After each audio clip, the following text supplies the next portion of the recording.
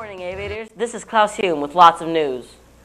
All throughout Asia, people are celebrating the Year of the Dragon with family reunions, fireworks, and feasts. This Lunar New Year was one of the biggest of family reunions ever, with people traveling far and wide to get together. For national news today, Colby, a man living in New York, was arrested for not appearing in court to pay simple traffic violations. At first, police were unable to find him, but later received a tip from his daughter who said, and I quote, "Daddy is scared and is hiding in the attic." He should be scared, little girl, and is facing more serious charges for eluding cops and resisting arrest. For local news, Kellen Moore has been recommended for the NFL by Super Bowl agent David Dunn with some help from Trent Dilfer, Steve Young, and Ken O'Brien. He is now going to the Senior Bowl and is meeting up with Dunn for more details. Until next time, I'm Klaus Hume, and you can trust me, I'm not a weatherman. Good morning, aviators. I'm Alara Simmons here with your school news. We are already zooming through the year on our first day of February. On February 14th, the school will be holding the annual 100-day pancake breakfast. If you are in middle school or high school, you can go over at 7:20. And if you're in the elementary grades, you can go over at 9:10. Also coming up quickly is Valentine's Day, so start thinking about what you will do for that special someone, even if it is just giving a hug. You may have noticed large groups of people walking around the school grounds. Well, it's that type of season again, tours. Tours started January 15th and go all the way through May, and are every other Wednesday. The tours start at 9:45 and go until 11. The school tours allow parents to ask questions prior to the lottery application.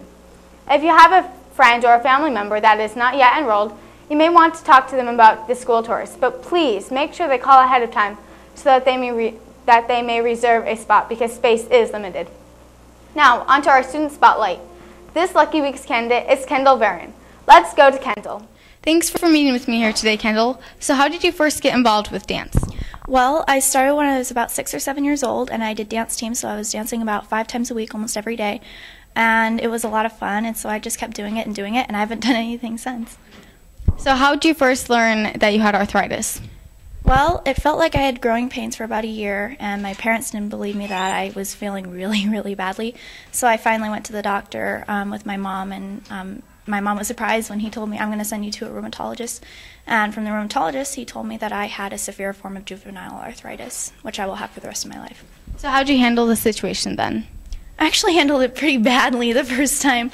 I became severely depressed because I thought, well, I'm going to have this for the rest of my life, and I'm going to be hurting for the rest of my life. This is going to be pretty bad. But then I realized, well, even if I can't perform, like I've been trained to do for my almost more than half of my life, I can still teach. And that's always what I've wanted to do anyways, more than anything. So I can still teach, and so that's a goal for me. All right, well, thank you for meeting with me today. This has been Alara Simmons, and I'm galloping out. Hey there, aviators. Chelsea here, bringing you a special report. What do most teenagers have in common? Well, if you didn't know, video games. Whether they are on the Wii, the Xbox 360, or even some on the PlayStation, teenagers spend their time exercising their thumbs on a controller.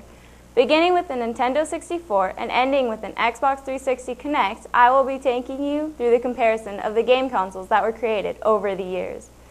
Though this topic may not seem intriguing to most, I'm sure a lot of you will agree that these consoles have made a difference for our boredom. The Nintendo 64 was created in Japan and released to Japan in June of 1996. This console was introduced to North America in September of 1996. Many games belong to this device, such as Ms. Pac-Man Maze Madness and Super Mario 64. The Nintendo 64's successor, the GameCube. The GameCube was released into America in 2001 on November 18th. The GameCube was different in size, shape, and game-wise. This console needed a small disc, much like a miniature DVD. Many games were released for the GameCube: The Legend of Zelda Wind Waker, The Lord of the Rings, Luigi's Mansion, and Animal Crossing. A year before the GameCube was released, the PlayStation 2 had succeeded its leading role, the PlayStation. This game console sold 150 million units as of January 31st, 2011. The PlayStation 2 consists of various games including Batman Rise of Sin-Tzu, Kingdom Hearts 1 and 2, and The Legend of Spyro. No wonder this was such a high-selling console. However, none of these compare to the more recent inventions, the Wii and the Xbox 360. While the Wii was a giant hit, the Xbox 360 has stolen its way into everyone's homes. Its most recent feature, the Kinect. The Kinect is a sensor gaming piece that you just have to move with. No controller is needed for this. Yet, even without the Kinect, the 360 is just as grand. With games such as Assassin's Creed, BioShock 2, Call of Duty, Fable 3, Halo, and heaps of other games varying in nature. Although all of these consoles are great, some are rarely found in homes any longer. But as it is, teenagers won't be bored for an extensive time. This is Chelsea saying adios. Hey Aviators, it's Chris again, and I'm here to talk to you about some concerts. The first one I found was August Burns Red. This is a Christian metal band. August Burns Red is coming on February 9th to the Knitting Factory, and tickets are $18 for general admission and $30 for reserved seating. August Burns Red's latest singer actually came to Idaho last year to a blitz that Phil Henderson, Sam Johnson, Luke Myers, and I attended to. The current singer, Jake Lurs, spoke at the blitz about how he found God while trying to join the band. This is a group of very talented individuals, and I do recommend anyone who likes metal to try them out. The next musical event I have here is Kelly Clarkson. She is performing at the Taco Bell Arena Saturday, March 24th at 7:30 p.m. Tickets can range from $86 to $218 if you buy online. Kelly's career started off when she won the American Idol in 2002. Ever since then, she has made 5 albums. Now, I don't really listen to Kelly Clarkson, but my mom and sister do, and from what I've heard from them and other sites, that she is a pretty talented lady.